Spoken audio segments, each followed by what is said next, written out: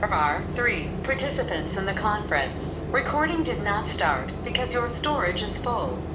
Please log in and delete recordings or purchase more storage from your account. All participants are muted and they can unmute themselves.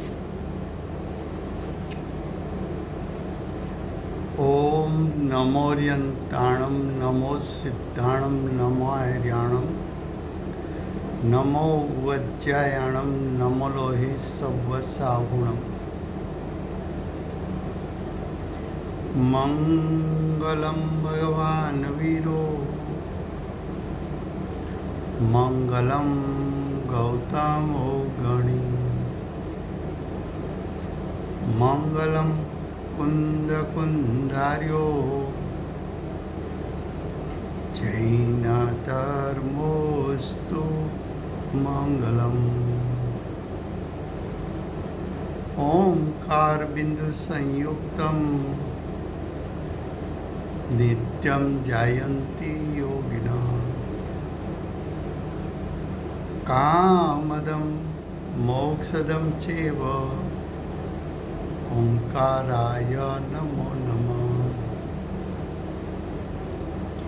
अहोपकार जिनवरनो कुंदनो ध्वनि दिव्यनो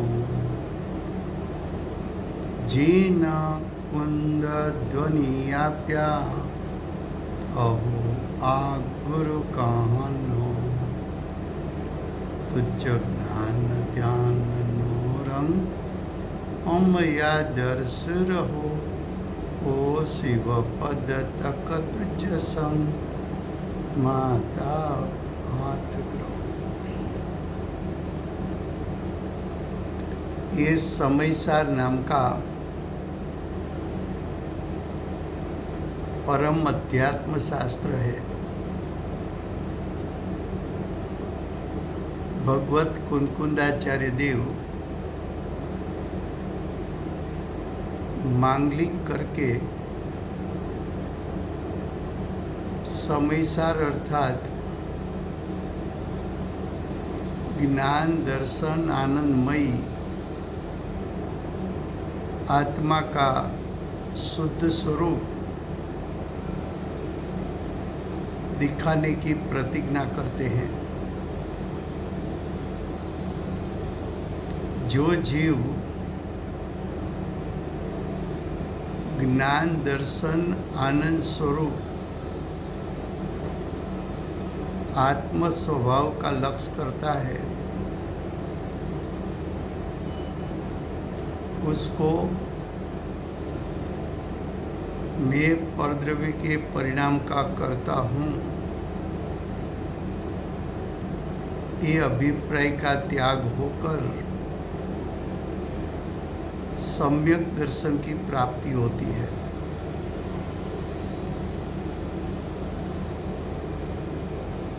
समयसार में दूसरा अधिकार कर्ता कर्म अधिकार चलता है। कर्ता कर्म प्रवृत्ति अज्ञानी को होती है। ज्ञानी तो ज्ञाता दृष्टा है।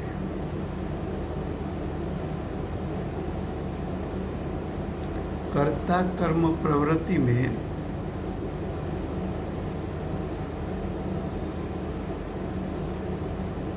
जीव परद्रव्य के परिणाम का करता हूँ और विभाव का करता हूँ, ये अज्ञानी का दो अभिप्राय छुड़ाकर वो जीव को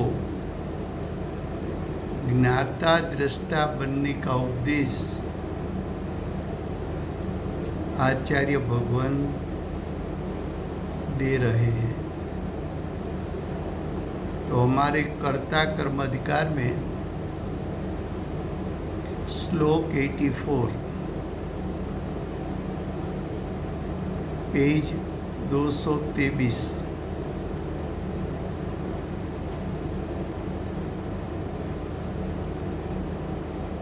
223 पेज नंबर, उसका श्लोकार्थ। जीव वाच्य है। वाच्य का अर्थ है कि आत्मा के स्वरूप को वचन के माध्यम से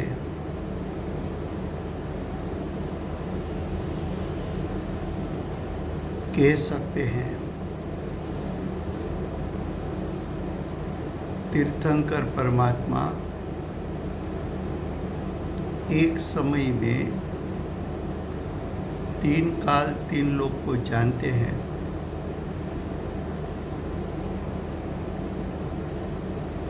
लेकिन जानने की इच्छा नहीं है। जानने का त्रिकाल परिपूर्ण शुद्ध स्वभाव खिला हुआ है, तो जानपना सहज होता है। जैसी तरह सूर्य प्रकाश में पर पदार्थ को प्रकाशित करूं, ऐसी इच्छा नहीं है। लेकिन सूर्य प्रकाश, उसका स्वभाव ऐसा है कि विश्व के सर्व पदार्थ को सहज प्रकाशित करता है। तीर्थंकर परमात्मा, उसका ज्ञान स्वभाव इच्छा बिना पूरे विश्व को जानता है, और इच्छा बिना अघाती कर्म के उदय में शब्द रचना ऐसी बनती है कि दिव्य ध्वनि छूटती है। दिव्य ध्वनि भी शब्द है। वो शब्द के माध्यम से आत्मा का स्वरूप कैसा है, ये भगवान की दिव्य ध्वनि में आता है। तो जीव वाच्य है, यानी व्यक्त है, वचन के माध्यम से कह सकते हैं। ऐसा एक नई का पक्ष है। नई का प्रकार अनंत है, उसमें एक नाम नहीं, यानी शब्द नहीं।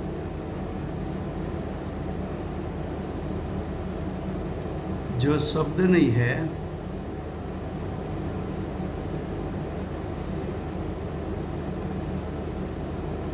ज्ञानी ने आत्मा के अनुभव में आत्मा का युगपत स्वरूप जान लिया।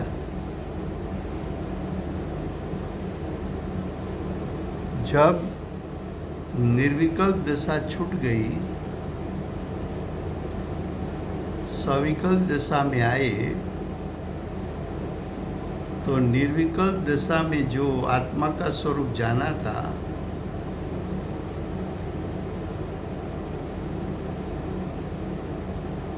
उसको सविकल्प दशा में आकर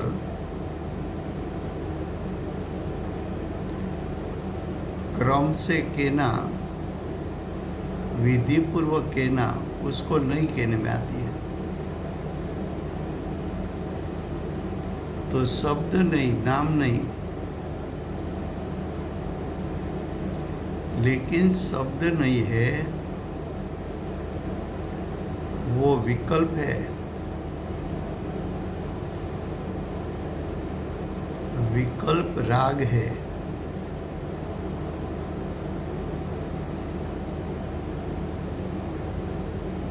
ज्ञानी आत्मा के स्वरूप को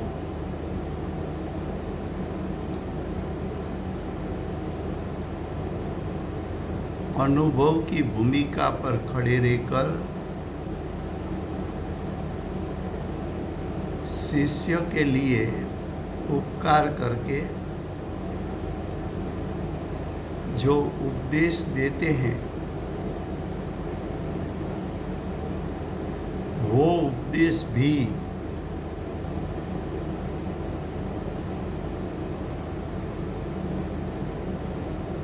विकल्प है, राग है।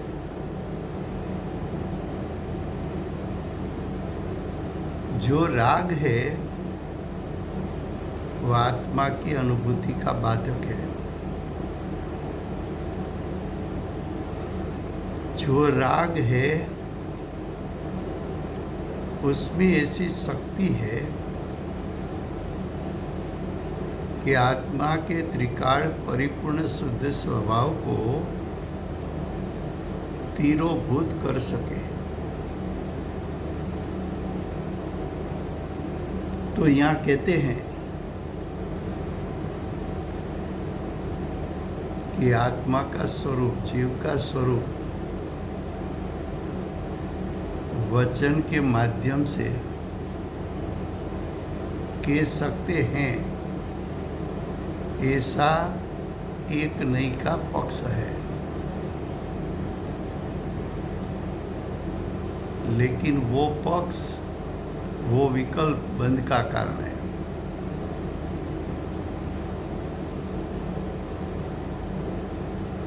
ऐसा एक नहीं ने कहा,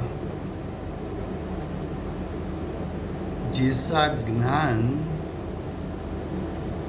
स्व पर प्रकाशक है, ज्ञान स्व को भी प्रकाशित करता है, पर को भी प्रकाशित करता है। वैसी तरह वचन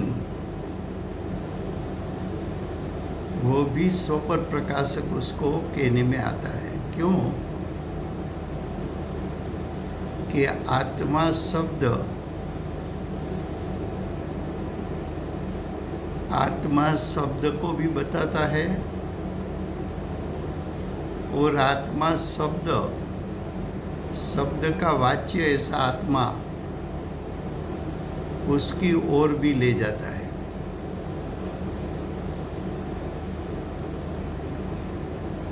तो वचन स्व पर प्रकाशक है, लेकिन वचन उच्चारण का भाव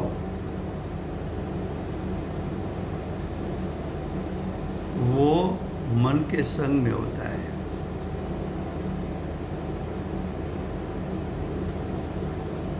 मन द्रव्य मन है।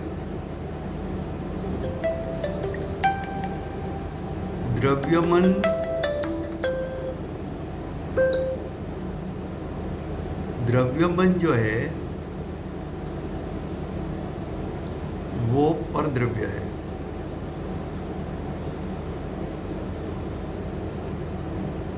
और परद्रव्य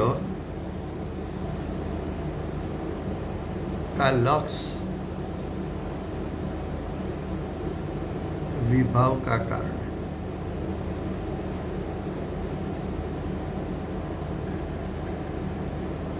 तो शब्द का उच्चारण वो तो कार्य है, तो भाषा वर्गना का, जीव का कार्य नहीं है। लेकिन शब्द उच्चारण का, उच्चारण की इच्छा वो राग है। और वो राग आत्मा की अनुभूति करने में बाधक है। तो यहाँ कहते हैं कि जीव वाच्य है, वचन के माध्यम से जीव का स्वरूप कैसा है वो समझाया जाता है, ऐसा एक नई का पक्ष है, यानी एक नई का विकल्प है। अब आगे, और जीव वाच्य नहीं, वचन गोचर नहीं।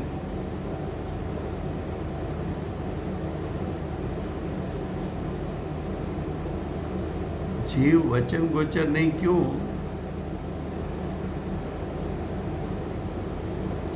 तो कि वचन मर्यादित है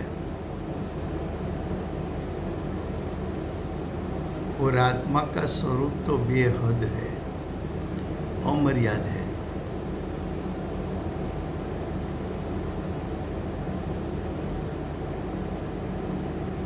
तो आत्मा का स्वरूप परिपूर्ण जानना है तो वचन के माध्यम से नहीं जान सकते। वो तो अनुभव ही करना पड़ेगा। आत्मा का स्वरूप अनुभव योग्य है। आत्मा का स्वरूप शब्द के माध्यम से नहीं कह पाते, इसलिए शास्त्र में ऐसा कहा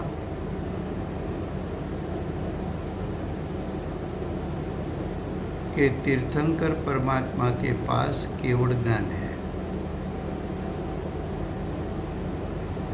केवल ज्ञान के माध्यम से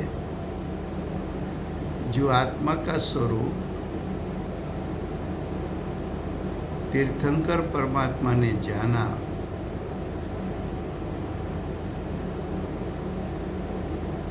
जो बेहद स्वरूप को जाना, उसको तो तीर्थंकर भगवान की वाणी भी बेहद स्वरूप का वर्णन नहीं कर सकती। तो कैसा क्यों? तो कि आत्मा में अनंत गुण, आत्मा में अनंत धर्म, आत्मा की अनादि से अनंत काल की पर्याय अनंत, आत्मा का शक्ति रूप सामर्थ्य अनंत। शब्द तो मर्यादित है। मर्यादित शब्द आत्मा के परिपूर्ण स्वरूप को कह नहीं सकता। इस दृष्टि से देखा जाए तो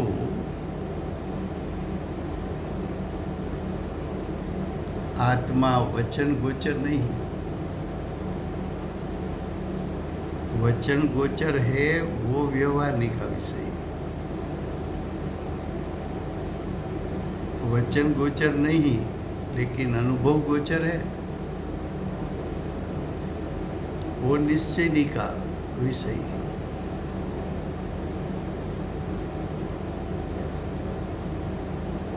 ऐसा चित्त स्वरूप जीव के बारे में क्या कहा? चित्त स्वरूप चैतन्य स्वस्वभाव स्वरूप, चैतन्य जिसका स्वस्वभाव है, चैतन्य यानी ज्ञान दर्शन जिसका स्वस्वभाव है, ऐसा जीव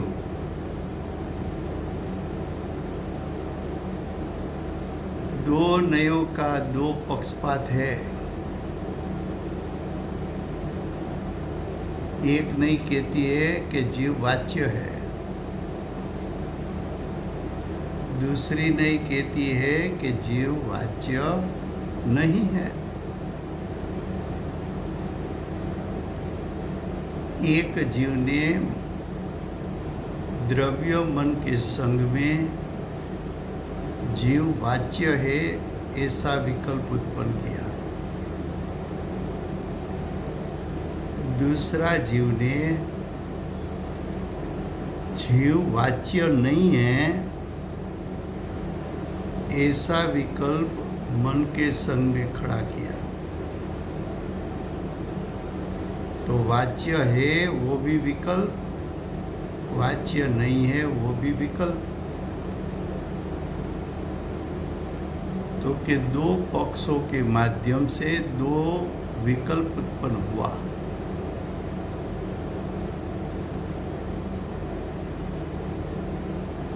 तो विकल्प से, राग से जीव का स्वरूप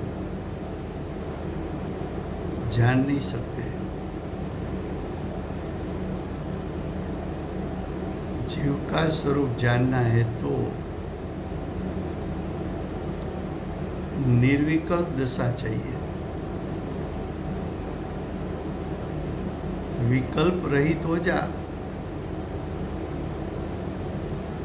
तूने द्रव्य मन का संग किया तो विकल्प उत्पन्न होता है। तूने जीव का ज्ञान आनंद स्वरूप जो निर्विकल्प है, त्रिकाल निर्विकल्प स्वभाव है, उसका संग किया होता तो तेरी पर्याय में भी निर्विकल्प दशा उत्पन्न हो जाती।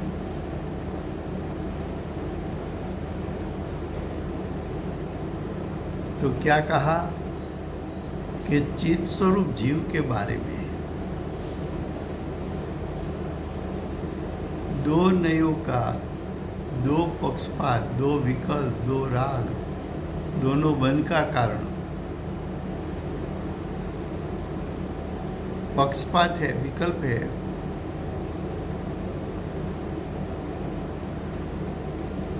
लेकिन तत्ववेदी तो सम्यक दृष्टि होता है। जीव तत्व, जीव का स्वरूप, जिसको जीव का त्रिकाल स्वरूप वेदन में आया, जीव तत्व उसका त्रिकाल स्वरूप वेदन में आया, वो तत्ववेदी है। तत्ववेदी साधक है, सम्यक दृष्टि है, सम्यक ज्ञानी है, 4 से 12 गुणस्थान वाला है, अंतरात्मा है। सम्यक दृष्टि भी तत्ववेदी है। श्रावक, श्राविका, अर्जिका, आचार्य, उपाध्याय, साधु, वो सब तत्ववेदी है। तत्ववेदी पक्षपात से रहित है। पक्ष का अर्थ है विकल्प। तो सम्यक दृष्टि तत्ववेदी विकल्प से रहित है।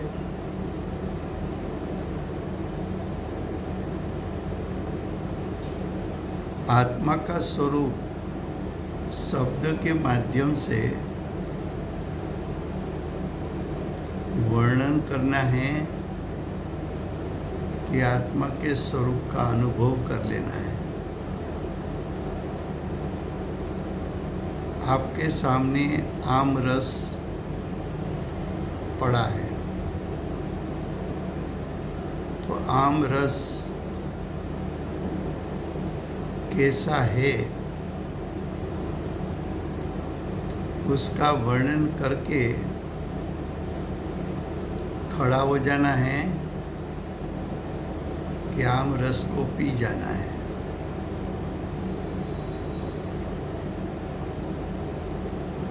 आम रस का वर्णन सुनना है कि आम रस का वेदन करना है।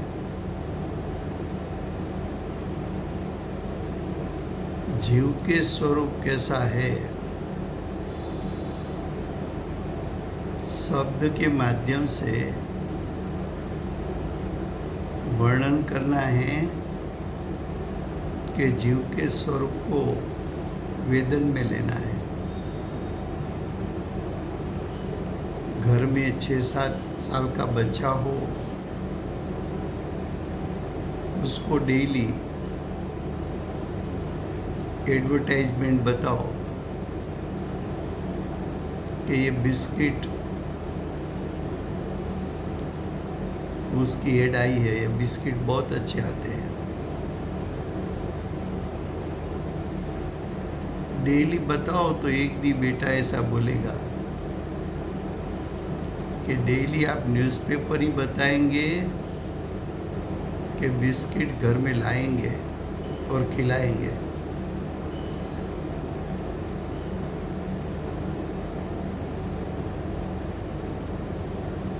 ये ग्रंथ तो दृष्टि प्रधान है। ये ग्रंथ का प्रयोजन तो ज्ञान आनंद स्वरूप जो शुद्धात्मा, उस पर दृष्टि कराना है। ज्ञान आनंद स्वरूप पर दृष्टि गिरती है तब अनंत अनंत गुण की आंशिक शुद्धता जो प्रकट होती है, उसमें जो वेदनभूत गुण है उसका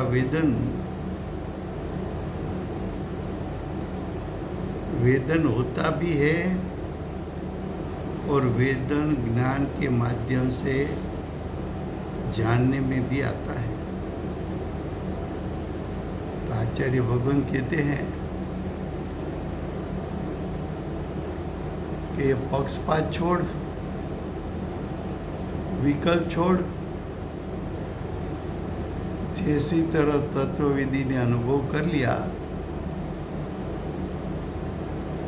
और ऐसे तत्ववेदी को निरंतर ज्ञान दर्शन स्वभाव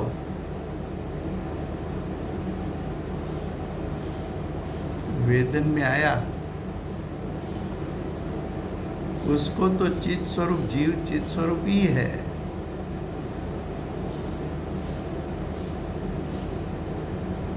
फिर से गुजराती में कर्ता कर्म अधिकार, श्लोक 84। आचार्य भगवान अज्ञानी जीव कर्ता कर्म પ્રવૃત્તિમાં ઊભો છે। અહીં આખા અધિકારમાં કર્તા કર્મની બે પ્રવૃત્તિ।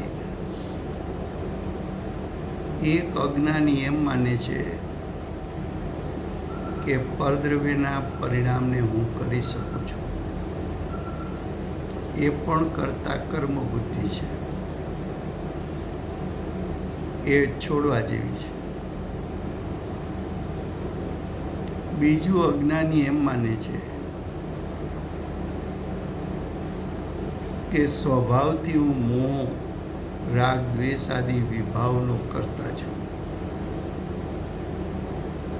તો આચાર્ય ભગવાન એમ કહે છે કે તારી પાસે અનંત સ્વભાવ છે, એમાં એક પણ સ્વભાવ એવો નથી કે ત્રણેય કાળ તેને કારણે તું રાગ એટલે કે મોહ, રાગ, દ્વેષ એટલે કે વિભાવ વિકાર કરી શકે। માટે તું વિભાવનો કરતા છું, એ અભિપ્રાય પણ તારો છોડાવો છે।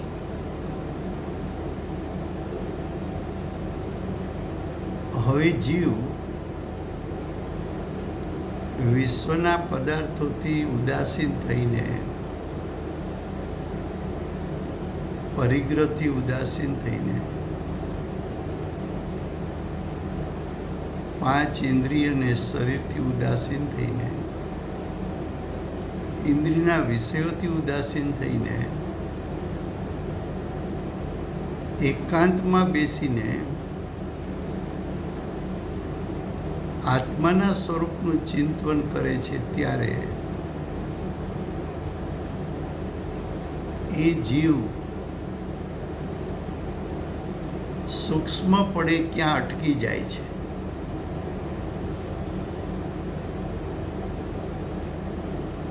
એના સૂક્ષ્મ ભાવો પકડાતા કેમ નથી?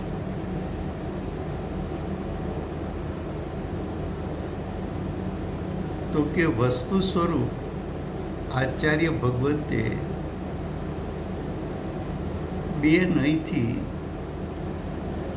વર્ણન કર્યું. એક નિશ્ચય નહીંથી, બીજું વ્યવહાર નહીંથી. નિશ્ચય નહીં કયો કે શુદ્ધ નહીં કયો, બંને વાત એક જ છે. હવે બંને નહીંથી વસ્તુ સ્વરૂપ વર્ણન કર્યું ત્યારે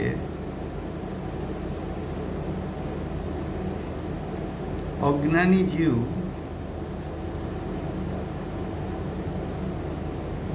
નિશ્ચયનું સ્વરૂપ ચિંતન કરવા માટે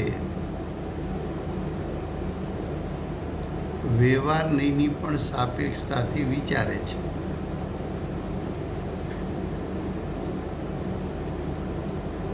એટલે કે બંને નહીંથી વિચારે છે. એકાંતમાં ચિંતન કરવા બેઠો તો નિશ્ચય નહીંથી વસ્તુ સ્વરૂપ આવું છે, વ્યવહાર નહીંથી વસ્તુ સ્વરૂપ આવું છે. એ ચિંતન પાસે અટકી ગયો, ચિંતન કર્યા જ કર્યું. તો ત્યાં સૂક્ષ્મ ભૂલ એ રહી ગઈ કે આ ચિંતન પોતે રાગ છે.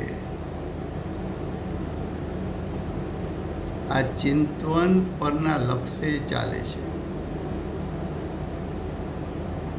પરનું લક્ષ છૂટે નહીં ત્યાં સુધી સ્વનું લક્ષ થઈ શકે નહીં. ચિંતનના વિકલ્પમાં ઊભો રહે, ચિંતન કર્યા જ કરે તો ચિંતન તો સવિકલ્પ દશા છે, ને સવિકલ્પ દશા છૂટે નહીં તો નિર્વિકલ્પ દશા થાય નહીં.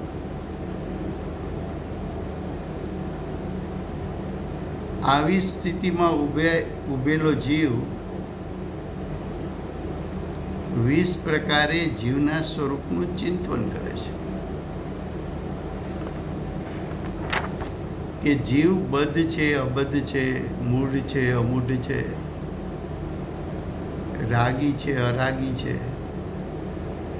દ્વેષી છે, અદ્વેષી છે, કર્તા છે, અકર્તા છે, ભોગતા છે, અભોગતા છે.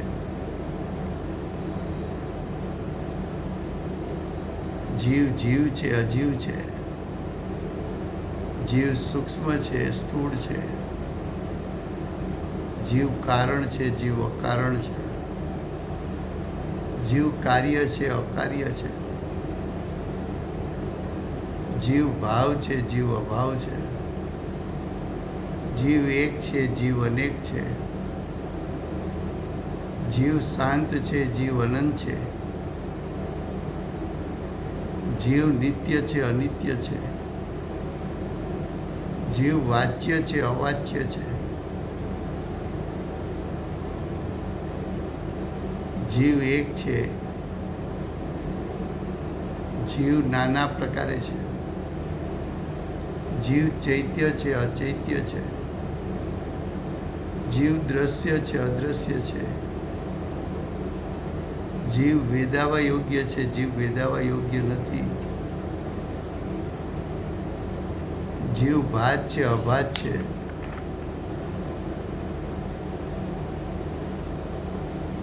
હવે આ ચિંતનમાં અટકી ગયો, ચિંતન કર્યા કરે છે.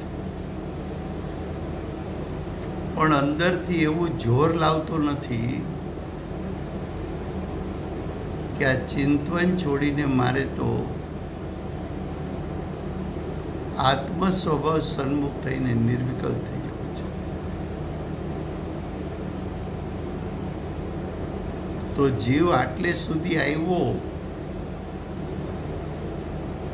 અને અટકી ન જાય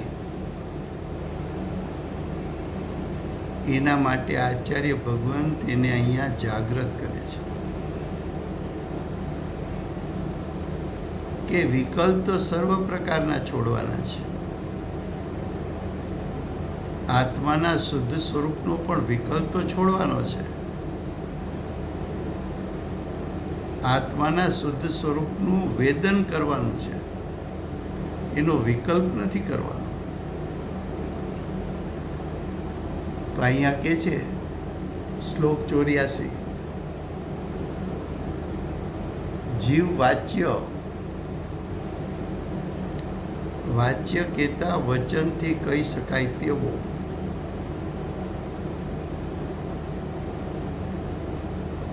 વચન છે એને શાસ્ત્રોએ સોપર પ્રકાશક કહ્યું છે. જેમ જ્ઞાન સ્વને પણ જાણે પરને પણ જાણે સોપર પ્રકાશક છે, તેમ વચન સોપર પ્રકાશક છે. એટલે શું? તો કે આત્મા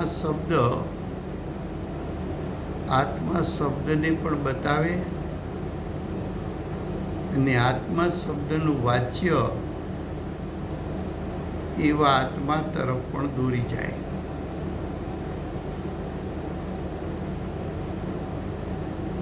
તો કે આત્માનું સ્વરૂપ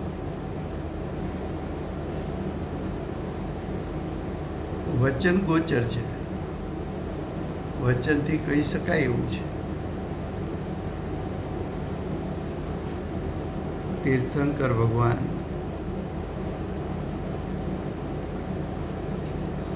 ત્રણ કાળ ત્રણ લોકને યોગપદ જ્ઞાન દ્વારા જાણ્યું, એમાં જીવનું સ્વરૂપ પણ જાણ્યું અને દિવ્ય ધ્વનિ દ્વારા, દિવ્ય ધ્વનિ છે અઘાતી કર્મનું ફળ છે.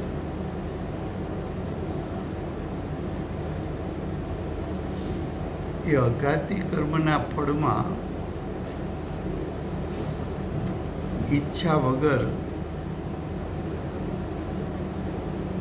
વાણી છૂટે,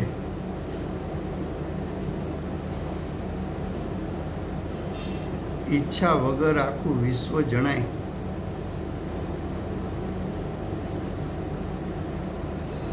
કારણ કે જ્ઞાનનો સ્વભાવ જાણવું છે. જેમ સૂર્યપ્રકાશ ઈચ્છા વગર પરપદાર્થોને પ્રકાશે છે, કેમ? તો કે પ્રકાશવું એનો સહજ સ્વભાવ છે.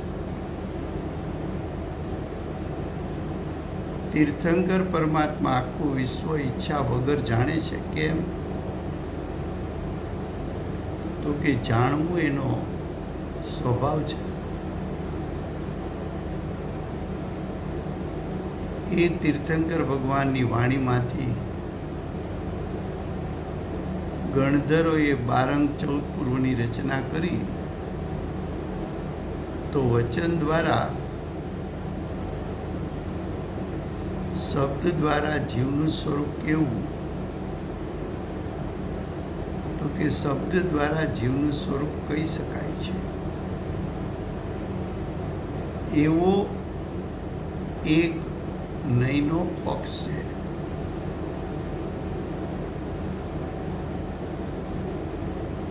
નયનો પક્ષ એને વિકલ્પ કીધો છે. નયનો પક્ષ એટલે એક પ્રકારનો અભિપ્રાય છે કે વચન દ્વારા કહી શકાય છે.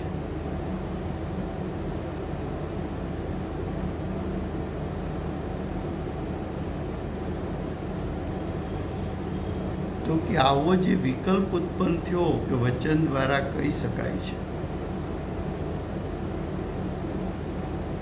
એ દ્રવ્ય મનના લક્ષ્ય ઉત્પન્ન થાય છે.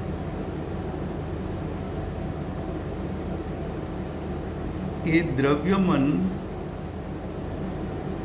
જીવ માટે પરદ્રવ્ય છે. દ્રવ્ય મન અચેતન જળ છે, ઉદ્ગલ છે. તો જીવ પરનું લક્ષ કરે તો જીવની દશામાં વિકલ્પ ઉત્પન્ન થાય છે, એટલે રાગ ઉત્પન્ન થાય છે. પરનું લક્ષ કરવાથી વિભાવ ઉત્પન્ન થાય છે.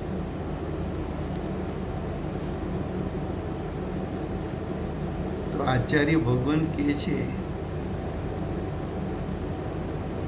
કે જીવનું સ્વરૂપ તારે વચન દ્વારા સમજવું છે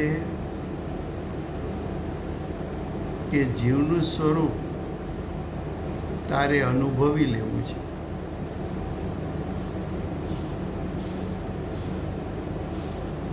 શબ્દ દ્વારા તો અરિયંત ભગવાન પણ, તીર્થંકર પરમાત્મા પણ જીવનું પરિપૂર્ણ સ્વરૂપ વર્ણન કરી શકતા નથી. કેમ? તો કે જીવમાં અનંત ગુણો,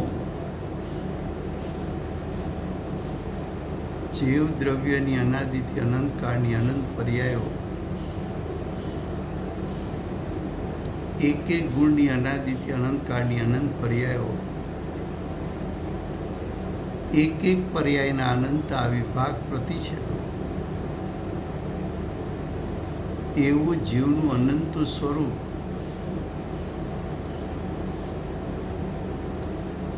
એનું વર્ણન કરવા માટે શબ્દ તો મર્યાદિત છે, એ અનંતનું વર્ણન કરી શકતા નથી.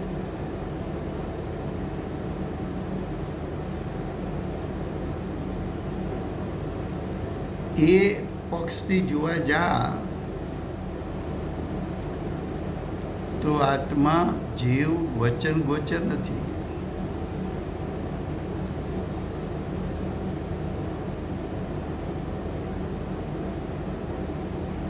વચન ગોચર છે એવો એક અભિપ્રાય, વચન ગોચર નથી એવો બીજો અભિપ્રાય.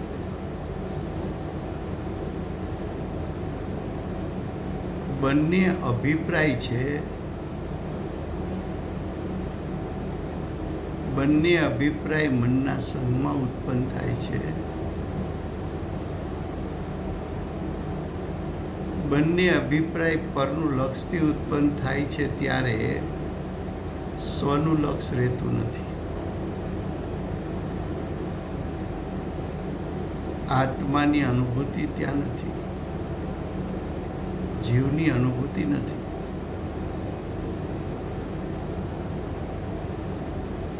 અનુભૂતિ કરવી હોય તો બંને વિકલ્પ છોડ, બંને પક્ષ છોડ,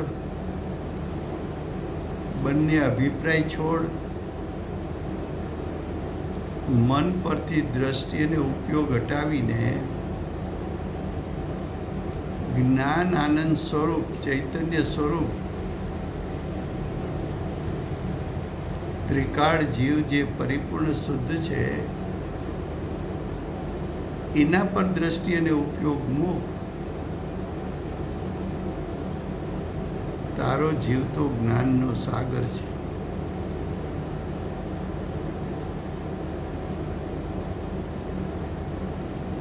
તારા જીવમાં તો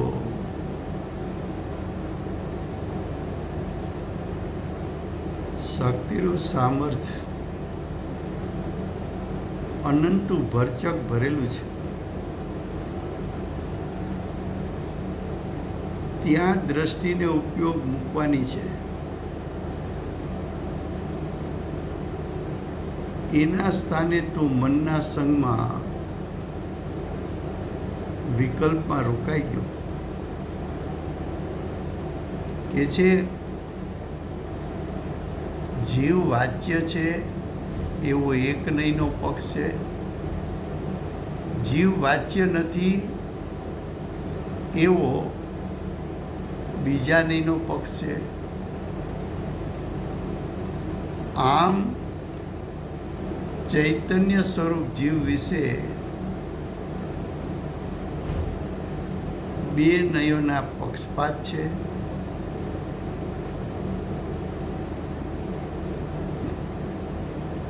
સાધકે શું કર્યું, જ્ઞાનીએ શું કર્યું? તો કે બંને પક્ષપાત છોડી દીધા. બે પક્ષપાત છોડ્યા તો તત્વવેદી થઈ ગયો, જ્ઞાની થઈ ગયો. તો કે બે પક્ષપાત છોડીને શું કર્યું? તો કે જીવનું સ્વરૂપ અનુભવી લીધું.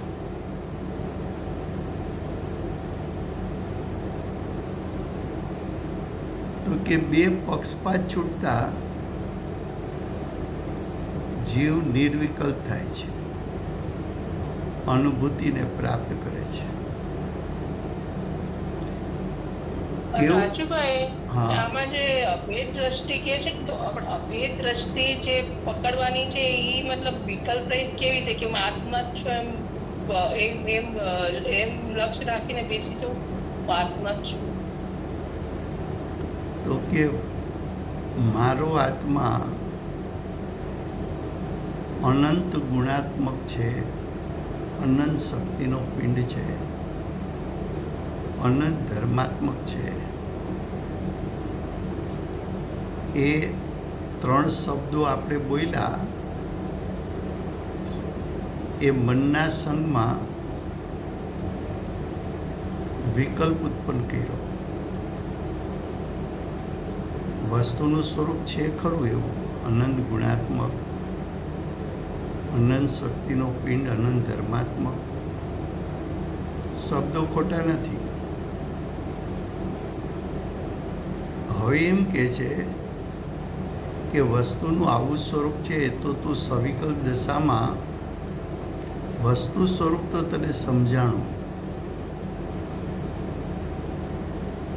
પણ સવિકલ્પમાંથી નિર્વિકલ્પ થવું છે કે નથી થવું? થવું છે. હવે લીંબુનું શરબત કેવું છે એનું શબ્દ દ્વારા વર્ણન કરવું છે કે લીંબુના શરબતના ગ્લાસમાંથી એક ચમચી મોઢામાં મૂકીએ તો વર્ણન કરવું પડે કે વેદનમાં આવી ગયું? વેદનમાં આવે. તો એમ કે છે કે હવે તું વેદનમાં આવ, આ પક્ષ છોડ, આ વિકલ્પ છોડ, મનના સંગે બોલ્યા કરે, તું ચિંતવન કર્યા કરે. ચિંતવન રસ્તામાં આવશે ખરું, પણ એ ચિંતવન છોડીશ તો નિર્વિકલ્પ થઈશ. એ તારા અભિપ્રાયમાં નહીં હોય તો તું ચિંતવન પાસે રોકાઈ જઈશ. અને ચિંતવન કરીશ ત્યારે પરિણામની વિશુદ્ધિને કારણે મંદ કસાઈ થશે, અને એ મંદ કસાઈમાં છેતરાઈ નહીં જતો કે આત્માની અનુભૂતિ છે. અંદરમાંથી અતિન્દ્રિય આનંદ ના આવે ત્યાં સુધી છેતરાઈ નહીં જતો, એમ કહે છે.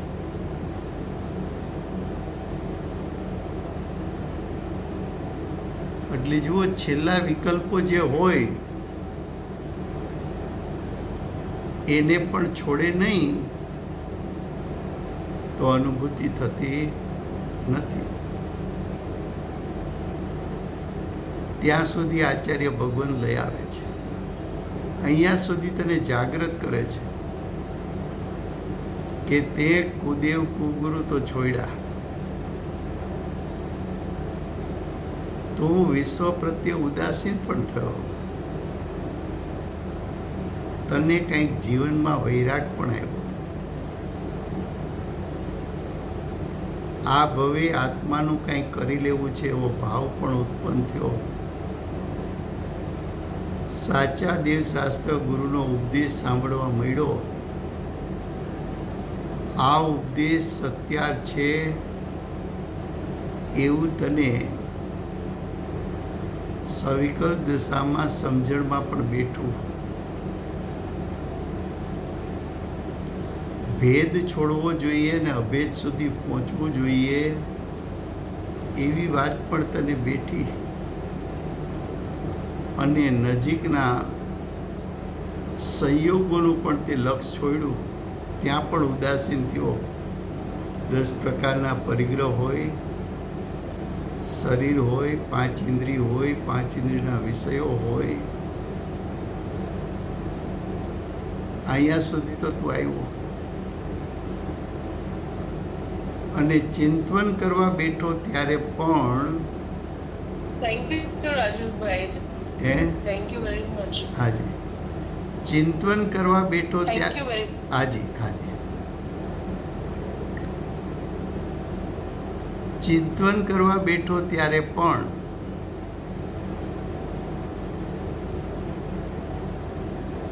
તને ભેદનું લક્ષ છોડવું છે ને અભેદનું લક્ષ કરવું છે એવો ભાવ વર્તે છે. પણ તું અભેદના ચિંતનમાં રોકાઈ ગયો. ભેદોને પણ ગૌણ કરવાની કોશિશ કરી સવિકલ દશામાં. અભેદનું ચિંતન શરૂ કર્યું. પણ અભેદનું ચિંતન પણ ચિંતન છે. એ છૂટશે ક્યારે? તો કે ચિંતનનો જે મંદકસાય છે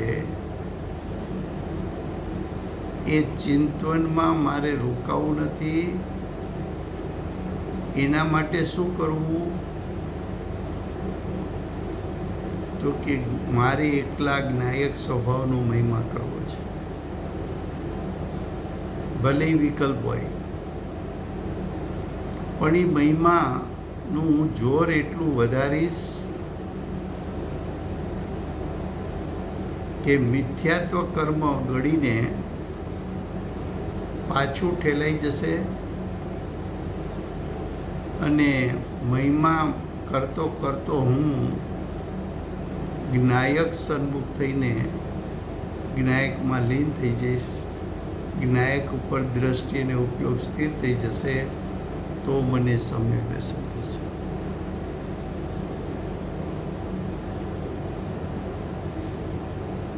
अब श्लोक 85. जीव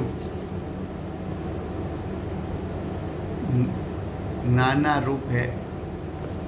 नाना का अर्थ है अनेक. जीव अनेक रूप है. जीव अनेक रूप है उसका अर्थ जीव में अनंत गुण है. जीव की पर्याय अनादि से अनंत काल की अनंत है. तो जीव का स्वरूप अनेक स्वरूप है. राजू भाई, हाँ जी. आत्मा का स्वरूप वो वचन गोचर, ये वचन से कहा भी जा सकता, अनुभव भी किया जा सकता, दोनों बातें हैं. हाँ, वचन गोचर भी है ऐसा भी कहा, वचन गोचर नहीं है ऐसा भी कहा. कैसी तरह कहा? तो वचन को कि वचन गोचर, पहले वचन गोचर नहीं समझो, पहले वचन अगोचर समझो. क्यों? तो कि आत्मा वचन के माध्यम से कहने योग्य है कि आत्मा अनुभव स्वरूप है.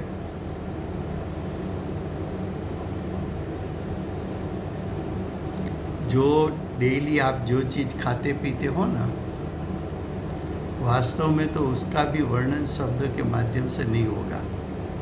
कैसी तरह? शक्कर की मिठास, उसका वर्णन करिए आप, कैसे करोगे?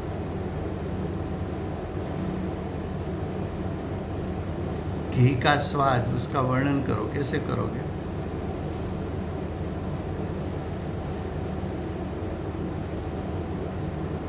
शब्द के माध्यम से आखिर में कहना पड़ेगा आपको कि घी घी जैसा है, उसकी कोई उपमा नहीं है, उसका कोई वर्णन नहीं हो सकता।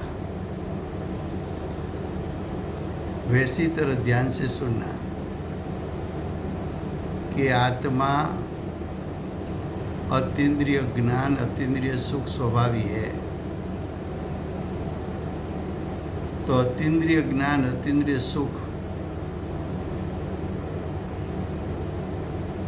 वो तो वेदन का विषय है। उसको शब्द के माध्यम से उसका वर्णन क्या कर पाओगे?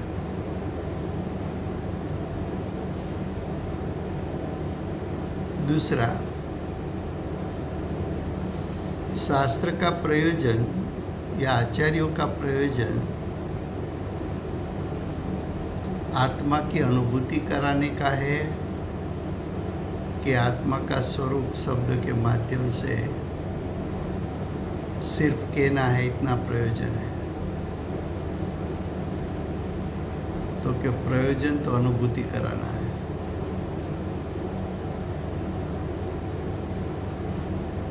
अच्छा, जो वस्तु का स्वरूप बेहद हो, अनंत हो, जिसमें अनंत गुणधर्म हो, जिसकी पर्याय अनादि से अनंत काल की अनंत हो, उसका वर्णन शब्द से कब पूरा होगा? उसका शब्द से वर्णन हो पाएगा? उस अपेक्षा से देखा जाए तो आत्मा वचन गोचर नहीं है, अनुभव योग्य है।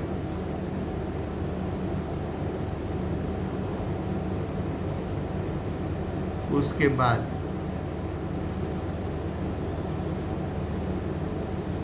के आत्मा के स्वरूप को शब्द के माध्यम से कितना समझाया,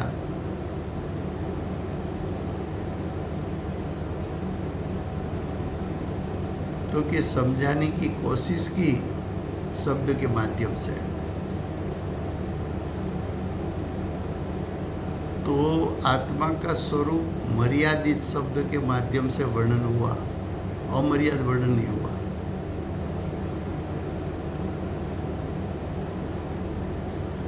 तो अमर्याद उसका स्वरूप है और उसका अमर्याद वर्णन नहीं हो सकता है, इसलिए कहा कि वचन गोचर नहीं है। फिर ऐसा कहा कि जितना स्वरूप शब्द के माध्यम से आया, इतना वचन गोचर है।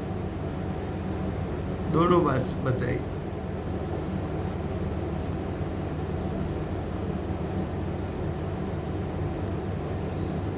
तो समय हुआ है, 85 श्लोक कल चलेगा।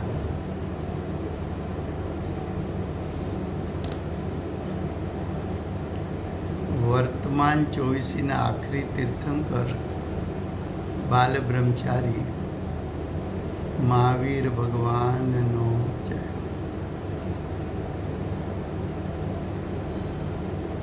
महाविद्य क्षेत्रे बिराजता प्रथम तीर्थंकर धर्म धुरंधर अनंत चतुष्टयना धारक दिव्य दौड़ीना दाता शासन उपकारी श्री शिवंदर भगवान नो जय।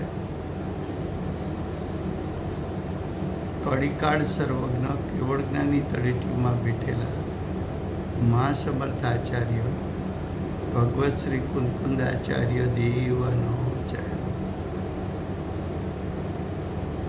વર્તમાન કાળે સમ્યક દર્શનનો ઉપદેશ આપનાર, તીર્થના નાયક, તીર્થના સ્થાપક, તીર્થના પ્રવર્તક પરમ કૃપાળુ શ્રી સદગુરુદેવનો જય.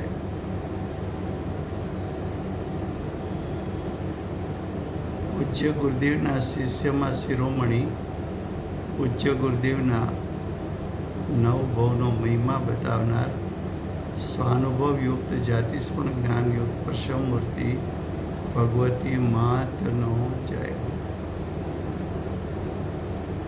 સમ્યક દર્શનની પ્રાપ્તિમાં નિમિત્તરૂપ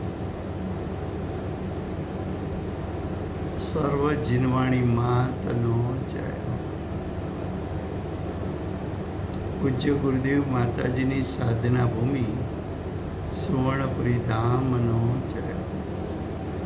સુવર્ણપુરી ધામમાં બિરાજતા સર્વે દેવશાસ્ત્ર ગુરુ ધર્મનો જય. વર્તમાન ગુરુ અને ભવિષ્યના તીર્થંકર શ્રી સૂર્યકૃતિનાથ ભગવાનનો જય. શ્રી સૂર્યકૃતિનાથ ભગવાનના સમવસરના મુખ્ય ગણધર દેવેન્દ્ર કૃતિનાથ ભગવાનનો જય. પરમ દિગંબર જૈન ધર્મનો